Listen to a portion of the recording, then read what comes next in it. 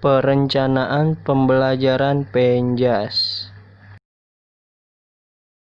Pengertian: perencanaan, proses penetapan dan pemanfaatan sumber daya secara terpadu yang diharapkan dapat menunjang kegiatan-kegiatan dan upaya-upaya yang akan dilaksanakan secara efisien dan efektif dalam mencapai tujuan. Roger A. Kaufman Harjanto tahun 1907 mengemukakan bahwa perencanaan adalah suatu proyeksi atau perkiraan tentang apa yang diperlukan dalam rangka mencapai tujuan absah dan bernilai. Pokok pikiran dalam perencanaan. Yang pertama, perencanaan melibatkan proses penetapan keadaan masa depan yang diinginkan. Yang kedua, keadaan masa depan yang diinginkan itu kemudian dibandingkan dengan keadaan sekarang, sehingga dapat dilihat kesenjangannya. Yang ketiga, untuk menutupi kesenjangan itu perlu dilakukan usaha-usaha. Yang keempat, usaha yang dilakukan untuk menutup kesenjangan itu dapat beraneka ragam dan merupakan alternatif yang mungkin ditempuh. Yang kelima, pemilihan alternatif yang paling baik dalam arti mempunyai efektivitas dan efisiensi yang paling tinggi perlu dilakukan. Yang keenam, alternatif yang dipilih harus diperinci sehingga menjadi pedoman dalam pengambilan keputusan apabila akan dilaksanakan. Pendapat para ahli tentang perencanaan pembelajaran. Yang pertama, Ibrahim 1993. Kegiatan merumuskan tujuan apa yang akan dicapai oleh suatu kegiatan pembelajaran. Cara apa saja yang dipakai untuk menilai pencapaian tujuan tersebut, materi, bahan apa yang akan disampaikan, bagaimana cara menyampaikannya, serta alat bantu atau media apa yang diperlukan.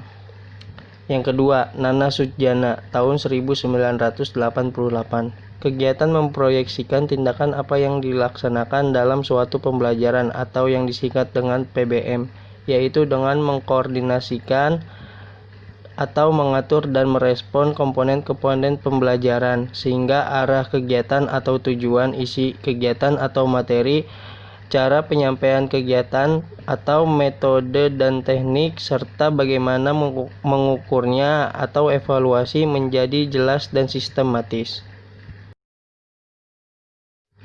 Prinsip-prinsip perencanaan pembelajaran. Yang pertama, rencana yang dibuat harus disesuaikan dengan tersedianya sumber-sumber. Yang kedua, organisasi pembelajaran harus senantiasa memperhatikan situasi dan kondisi masyarakat. Yang ketiga, guru selaku pengelola pembelajaran harus melaksanakan tugas dan fungsinya dengan penuh tanggung jawab. Yang keempat, faktor manusia selaku anggota organisasi senantiasa dihadapkan pada keserba-terbatasan. Bentuk-bentuk perencanaan pembelajaran. Bentuk perencanaan ada dua kelompok, yaitu program unit yang terdiri dari 1 tahun atau 1 semester.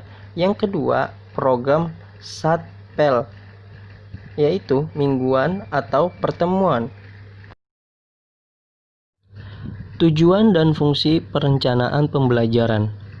Tujuan: menguasai sepenuhnya bahan dan materi ajar, metode dan penggunaan alat dan perlengkapan pembelajaran, menyampaikan kurikulum atas dasar bahasan dan mengelola alokasi waktu yang tersedia dan membelajarkan siswa sesuai yang diprogramkan. Segala 2003. Fungsi yang pertama, memberi guru pemahaman yang lebih jelas tentang tujuan pendidikan sekolah dan hubungannya dengan pembelajaran yang dilakukan siswa untuk mencapai tujuan itu.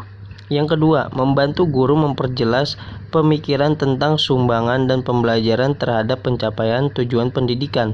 Yang ketiga, menambah keyakinan guru atas nilai-nilai pembelajaran yang diberikan dan prosedur yang dipergunakan. Yang keempat, membantu guru dalam rangka mengenal kebutuhan-kebutuhan siswa, minat-minat siswa, dan mendorong motivasi belajar. Yang kelima, mengurangi kegiatan yang bersifat trial dan error dalam mengajar dengan adanya organisasi baik metode yang tepat. Yang keenam, membantu guru memelihara kegairahan mengajar dan senantiasa memberikan bahan-bahan yang up to date kepada siswa.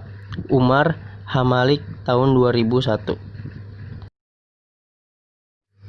Menurut Anna Rino, unsur-unsur utama dalam merancang pembelajaran pendidikan jasmani terdiri dari kegiatan. Yang pertama, mengklarifikasi tujuan, meliputi dominan fisik, psikomotor, kognitif, dan afektif.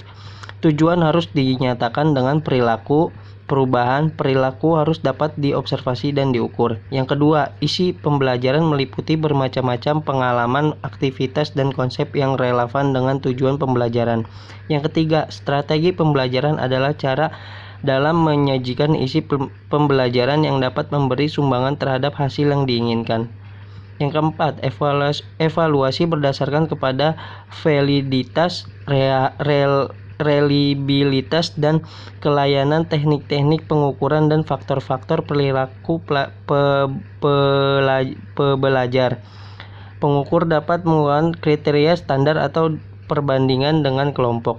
Yang kelima, intervensi guru dapat langsung atau tidak langsung selama proses pembelajaran berlangsung. Rancangan pembelajaran pendidikan jasmani. Usaha pengembangan model rancangan pembelajaran dalam pendidikan jasmani belum banyak dilakukan, apalagi di Indonesia. Namun demikian, ditemukan rancangan pembelajaran yang khusus dirancang untuk pembelajaran dalam pendidikan jasmani yang dibahas oleh Anna Rino tahun 1983.